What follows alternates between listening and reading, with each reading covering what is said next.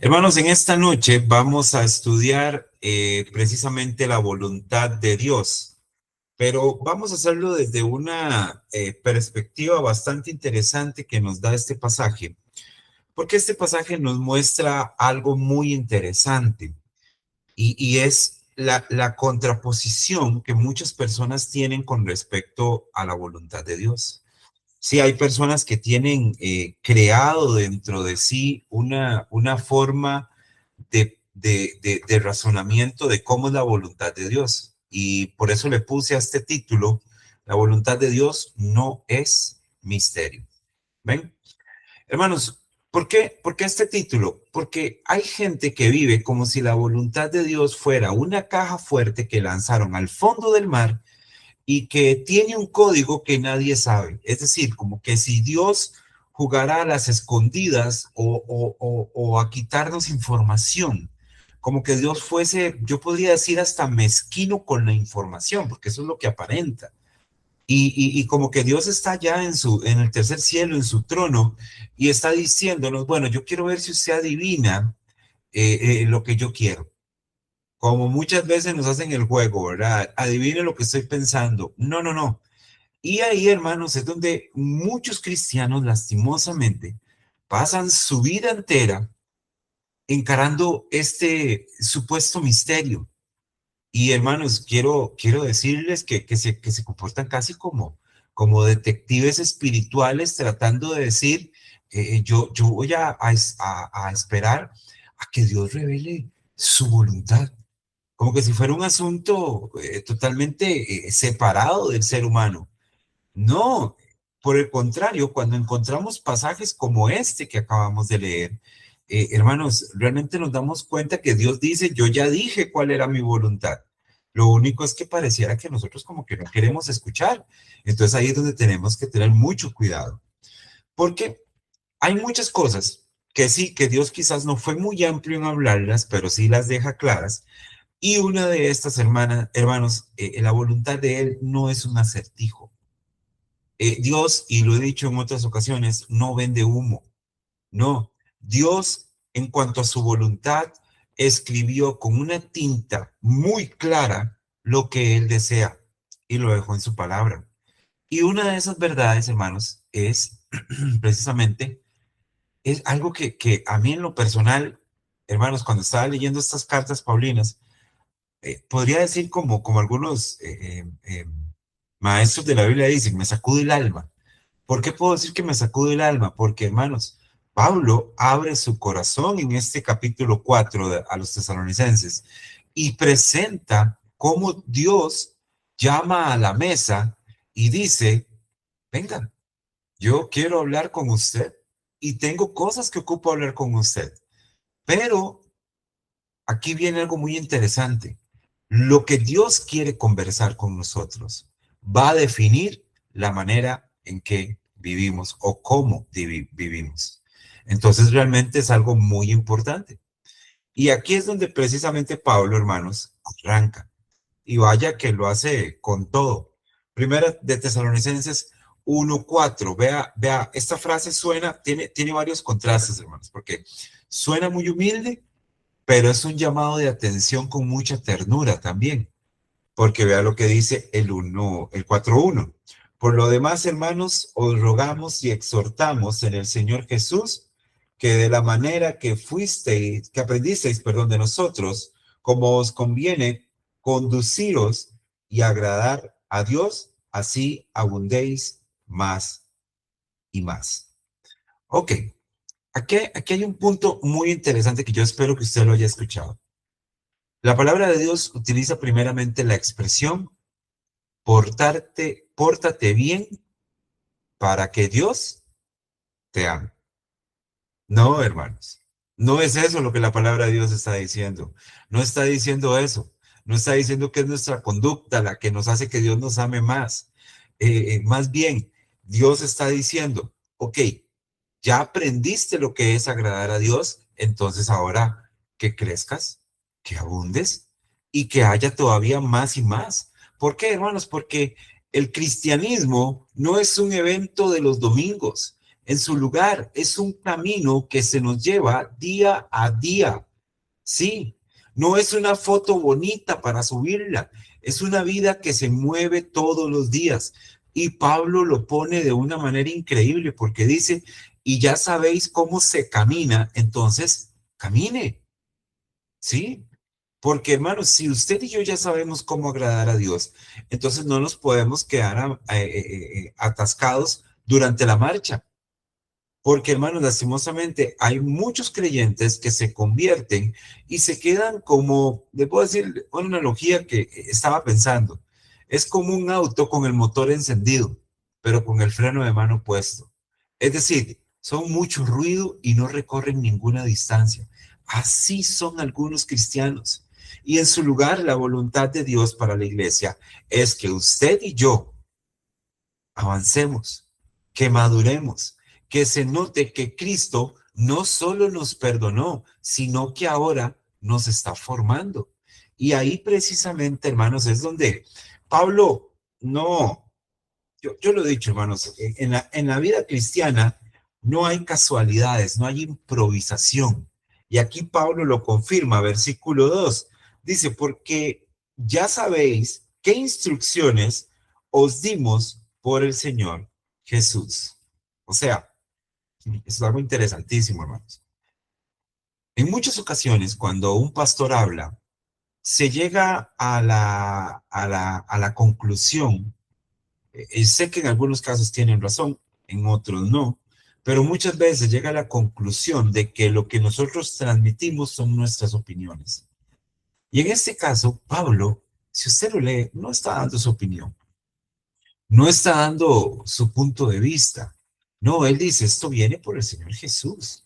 Sí, de ahí viene. Y sí, hermanos, Jesús es el Señor. Entonces, sus instrucciones, aunque a usted no le parezcan, y muchas veces a mí tampoco, no se debaten, se obedecen. Y ahí es donde muchos cristianos chocan, porque quieren a Cristo como Salvador, por supuesto, pero les cuesta tratar a Cristo como su Señor. Lo que quieren, hermanos, y voy a ser muy honesto, es que Jesús venga y les apague el fuego del infierno, por decirlo de una manera, pero no quieren que ordene la casa del corazón, ¿sí? Y Pablo lo dice precisamente en el versículo 1 que leímos, agradar a Dios. Si usted se pregunta, al igual que yo, ¿qué es agradar a Dios? Bueno, que nuestra vida pueda ser una ofrenda que da gozo al Padre, ¿sí? No por teatro, no por apariencia, sino por una obediencia real a lo que Dios nos pide. Y ahí es donde Pablo hace algo que muchos van a evitar por una sencilla razón, porque incomoda. Pero yo debo decir que el amor verdadero, hermanos, no evita lo que salva.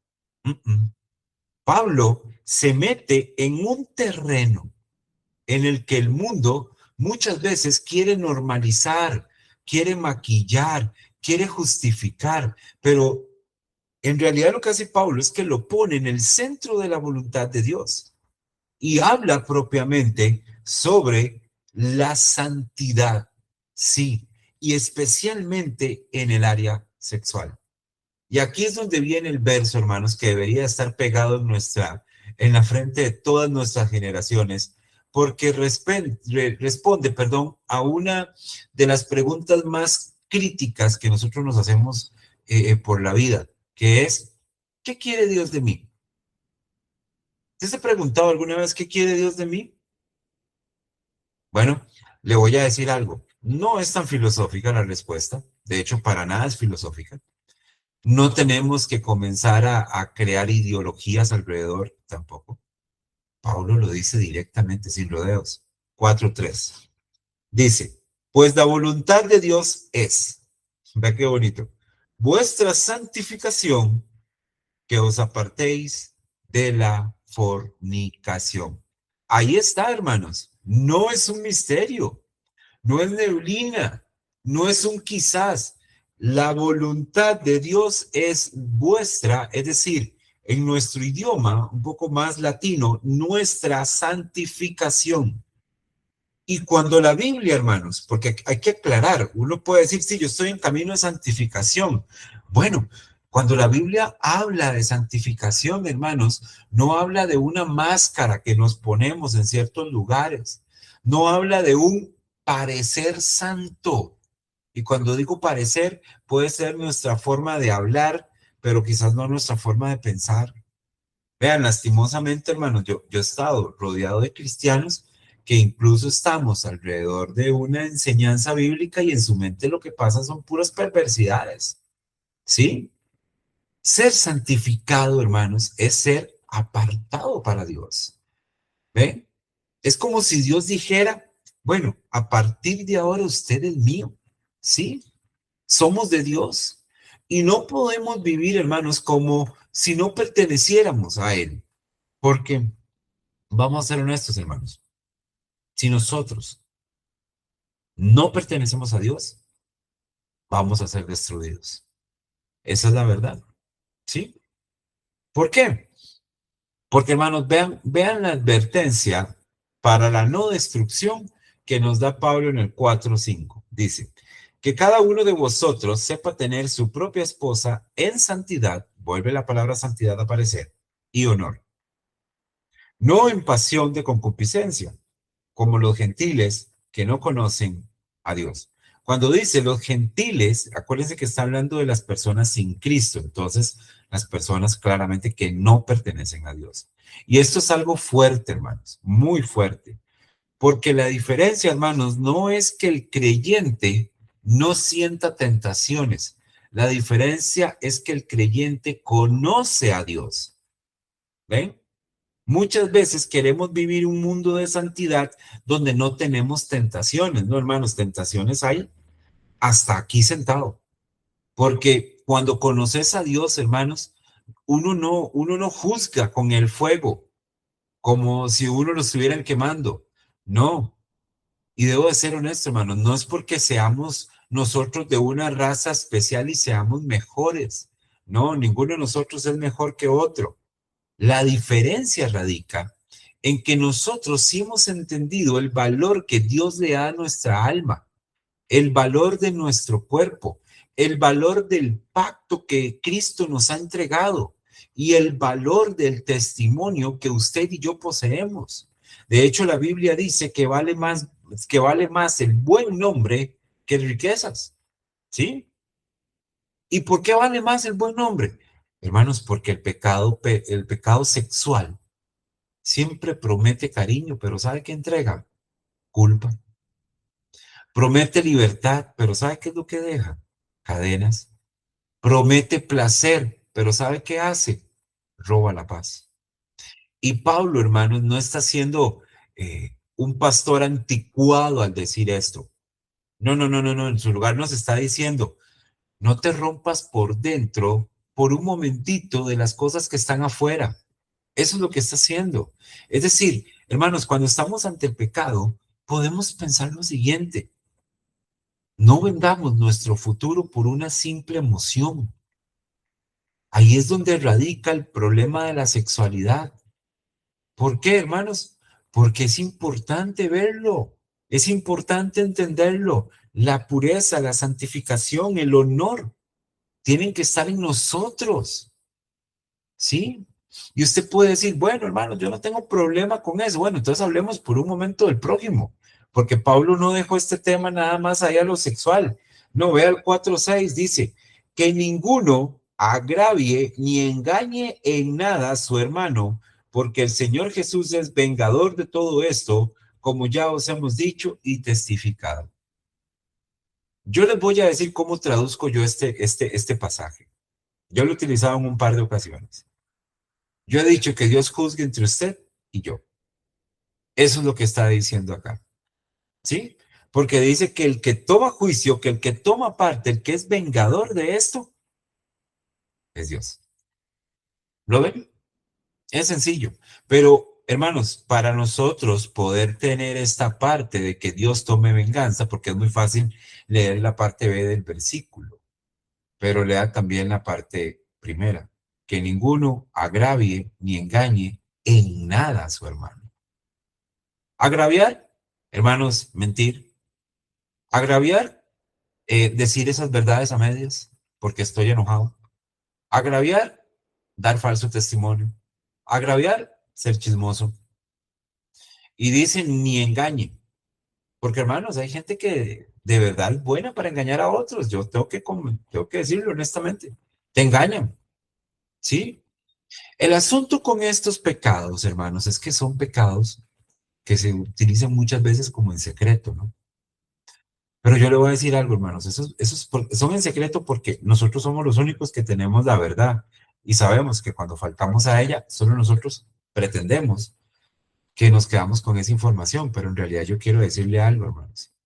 Estos pecados dejan heridos a familiares, dejan heridos matrimonios, dejan heridos corazones y dejan heridas en la confianza. Todo eso se rompe.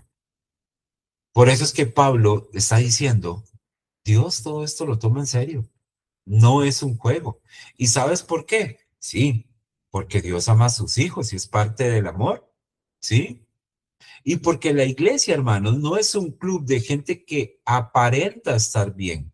Es una familia que aprende a vivir distinta. Yo sé que es lindo llegar y ver a los hermanos y entender que ellos quizás todos están bien, pero la realidad es que no es así, hermanos. Muchas veces llegamos golpeados a la iglesia. Y ahí es donde Pablo, hermanos, pone una frase que es como esa ancla, ¿verdad? Nosotros nos vamos por nuestras emociones, nosotros nos vamos por nuestro pecado, y Pablo dice, bueno, aquí está la línea donde no se puede pasar. 7. Pues no nos ha llamado Dios a inmundicia, sino a santificación. Creo que la orden aquí está dada, hermanos. Dios está diciendo, ordene la nueva identidad que te estoy dando. Porque Dios, hermanos, no nos llamó a que vivamos sucios por dentro, a que tengamos como lo vemos en las fábulas, un angelito aquí y un diablito aquí y entre ellos se pelean. No, hermanos, no somos seres divididos de esa forma. Tampoco el doble ánimo. En la iglesia soy de una forma y en mi casa soy de otra. No, no, no, no. Dios más bien nos llama a levantarnos, a limpiarnos, a restaurarnos y nos dice, yo te quiero devolver la dignidad. ¿Sí? Qué poco se habla de esto, de la dignidad que Dios nos devuelve. En hermanos, cuando un matrimonio se restaura, hay una dignidad entre ambos que se restaura. Cuando un hijo restaura su relación para con su padre, para con su madre, hermanos, se vuelve la dignidad, ¿sí? Y ahí es donde Pablo, hermanos, ya la está poniendo interesante, pero viene y la remata. Versículo 8. Vean lo que dice. Así que el que desecha esto, vea qué interesante, hermanos. ¿El que desecha qué? El llamado a la santificación. No desecha a hombre, sino a Dios, que también nos dio su Espíritu Santo. Wow, wow. Un momento. Vean qué interesante. Una vez me dijeron esta expresión. Me dijeron, yo creo en Dios, pero yo hago las cosas como yo quiero, porque tengo libre albedrío. Vean la mezcla entre ideología, entre mentira, entre falacia, entre falsa y Biblia que están haciendo. Porque pareciera que es correcto, ¿no? Sí, yo creo en Dios, pero yo hago lo que yo quiero. Pastor, usted no me puede decir. Bueno, Pablo aquí está diciendo algo mucho más interesante. Está diciendo, usted no está discutiendo con un pastor, ni con una iglesia, ni con una tradición cristiana. Usted lo que está haciendo es rechazando a Dios. Wow. Si Pablo tuvo que haber plantado en algún momento perfecto la bandera de la verdad, la puso en esta parte de la enseñanza. ¿Sí? Hermanos, Yo les he mencionado, yo soy un comunicador en el mejor de los casos de la palabra de Dios y me esfuerzo mucho por entregar un material que sea digno de la iglesia que tenemos, de los hermanos que quieren crecer en Cristo. Pero hermanos, cuando hay una realidad bíblica, no es a mí el que usted me está rechazando. Este libro que ustedes ven acá, este libro no es mío. Es mío en el sentido que yo lo uso, pero yo no soy el autor. El autor es Dios. Entonces, cuando usted rechaza el consejo, como dice acá, el que desecha esto, o sea, el que desecha que tiene que caminar en santidad, porque vean, hermanos, hay personas que se cruzan de brazos y dicen, yo soy así y Dios así me hizo y tienen que aguantarme. No viera que no, porque la Biblia está diciendo que el que desecha la santidad, el caminar con honor, el darle honor a la esposa, el darle honor al matrimonio, ese, ese no está desechando al hombre, sino que a Dios. Wow. Y todavía Pablo nos está diciendo algo que también nos debería doler mucho, porque dice que nos dio su Espíritu Santo. Y usted sabe por qué esta parte es importantísima. Si usted prestó atención al mes anterior de enseñanzas, usted va a tener parte de la respuesta en su cabeza. ¿Sabe por qué? Porque nosotros no podemos caminar en santidad por fuerzas propias, por poder propio.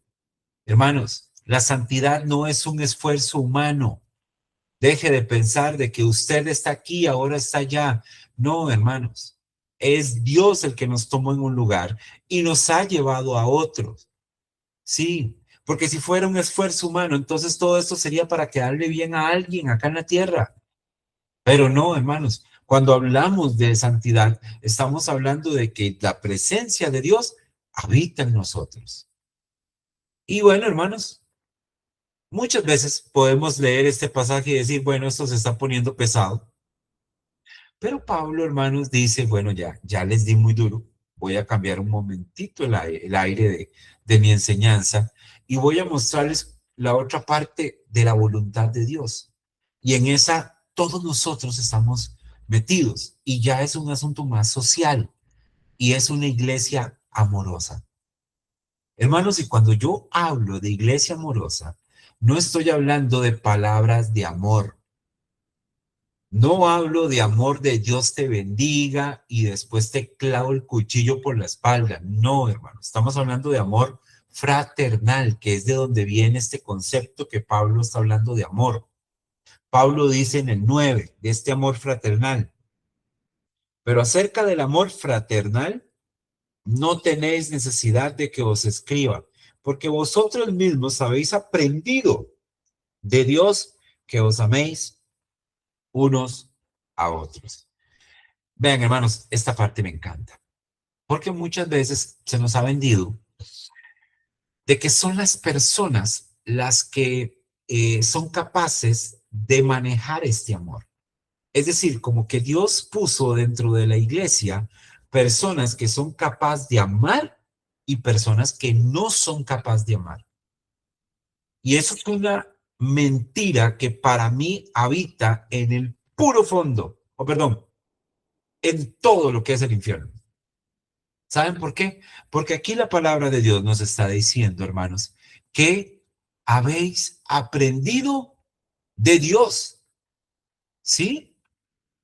Hermanos, hay muchos de nosotros que no sabíamos dar amor y aprendimos a través de la palabra. Un amor fraternal. Estamos hablando de ese tipo de amor y quiero ser claro en eso. Un amor fraternal. ¿Sí?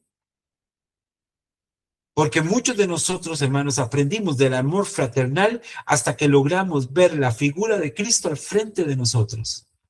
Aprendemos a mirar a Cristo, ¿sí? Porque vamos a ser honestos, hermanos, a mí Dios me amó en el momento que yo no lo merecía.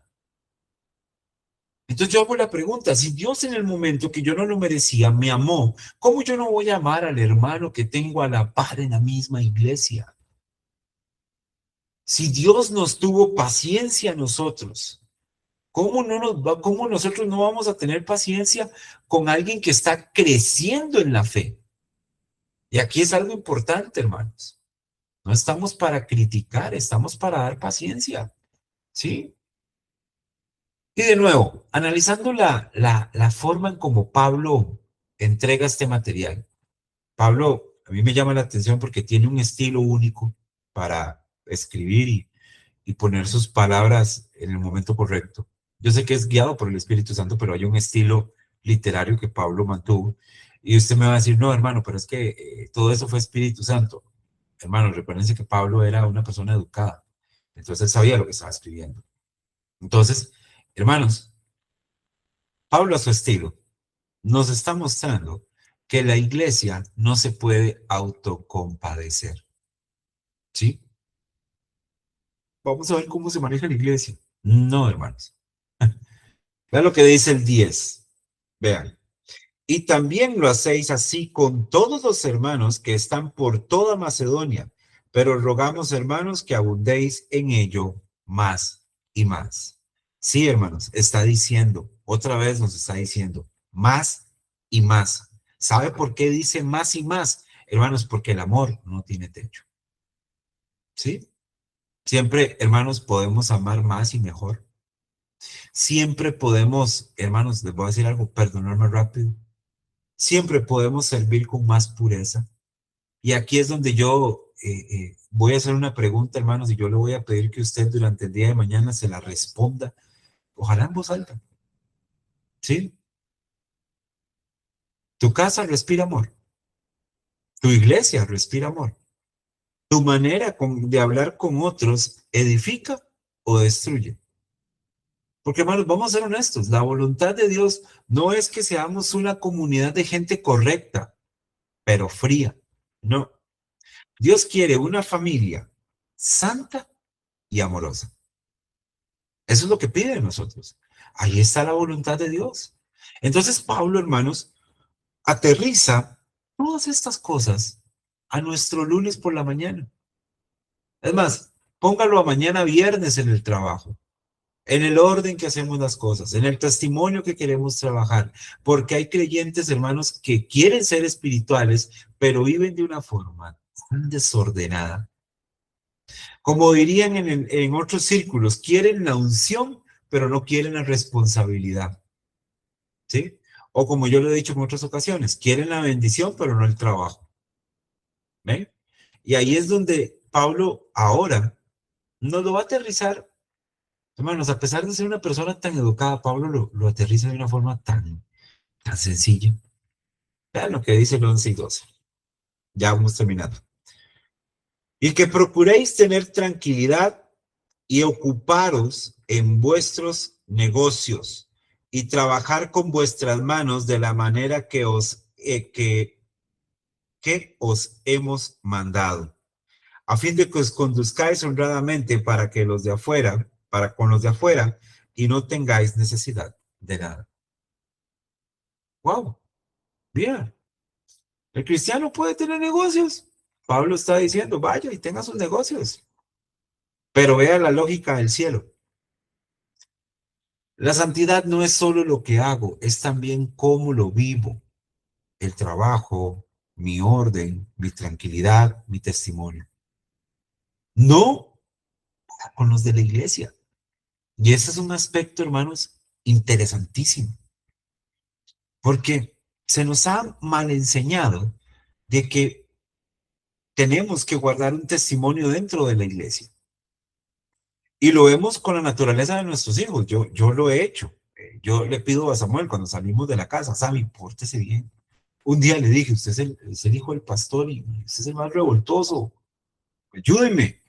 Sí, porque muchas veces desde niños se nos programa que en la iglesia es donde nosotros tenemos que guardar el testimonio, y véame bien, entre comillas, el testimonio cristiano, cuando en realidad Pablo está diciendo que nuestro testimonio se tiene que dar para con los de afuera.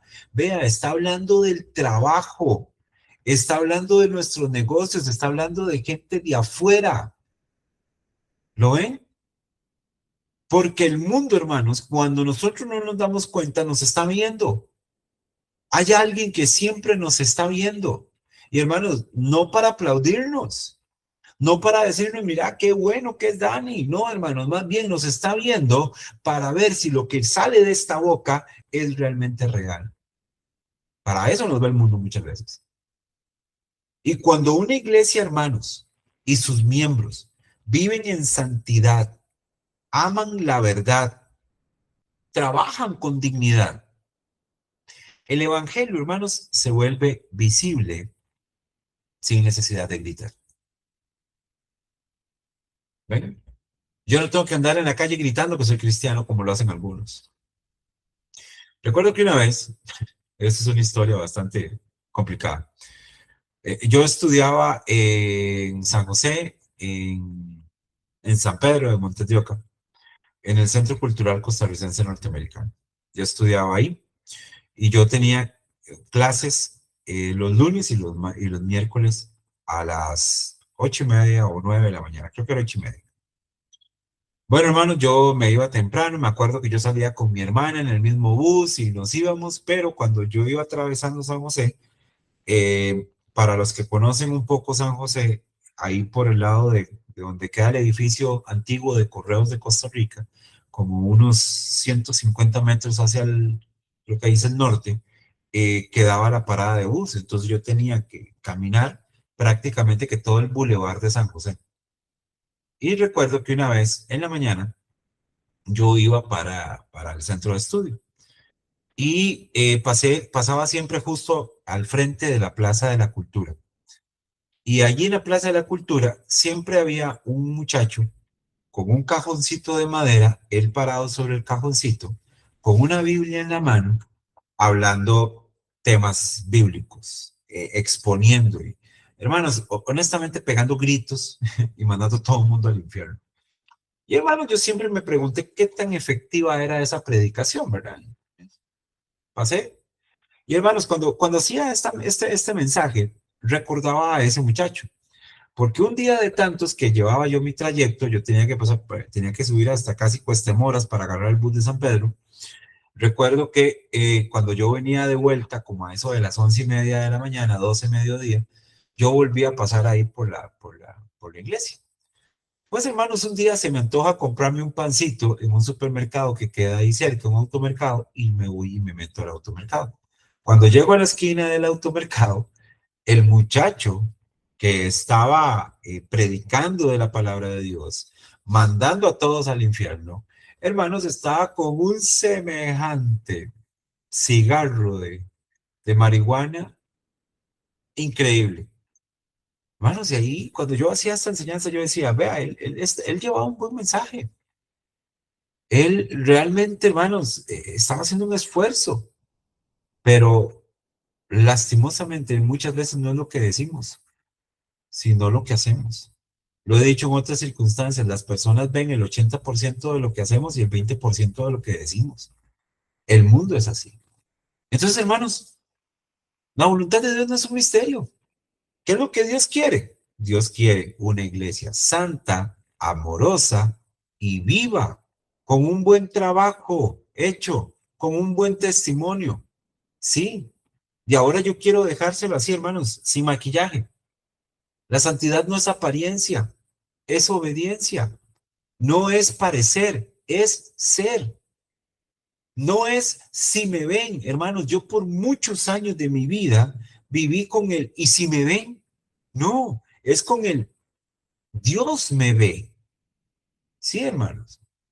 Y aquí yo quiero dejarle otras preguntas porque cuando yo analizo esto, hermanos, yo quiero llegar al fondo de lo que Dios me está diciendo y lo hice a través de preguntas. Entonces, no es qué tan espiritual me siento hoy, sino es qué hábitos tengo que cortar y qué hábitos tengo que fortalecer, qué puertas tengo que cerrar para que no entre lo que me contamina, qué conversaciones tengo que cambiar, qué decisiones tengo que tomar para poder caminar honradamente con los de afuera, con los de afuera. Usted sabe que muchos hijos se apartan de la verdad porque sus papás no viven lo que se dice que se tiene que hacer en la iglesia, es decir, la voluntad de Dios. ¿Sí? Hermanos, Dios no nos llamó a inmundicia, nos llamó a santificación. Y tras de todo dijo, bueno, yo sé que ustedes en su carne no van a poder, entonces les doy el Espíritu Santo para que les ayude. Entonces, hermanos, hoy, sin misterio, sin darle tantas vueltas, sin excusas, hay una sola invitación, agradar a Dios. ¿Sí? ¿Cómo? Buscando la santidad, trabajando con dignidad. Hermano, y si usted no sabe cómo, entonces es momento de acercarse a Dios en oración y quizás decirle, Señor Jesús, yo quiero una fe, no quiero una fe de apariencia, yo quiero obedecerte. Hazme santo, hazme amoroso, hazme íntegro, que mi vida agrade, que mi casa te honre y que los que están fuera de mí puedan ver que tú eres real. ¿Sí? Esos, ¿qué le parece? Y usted ahí dice amén. Una oración muy sencilla, pero yo creo que muy adecuada para lo que acabamos de aprender en esta noche. Hermanos, espero de verdad que haya sido mucha bendición. Gracias por su valiosa atención.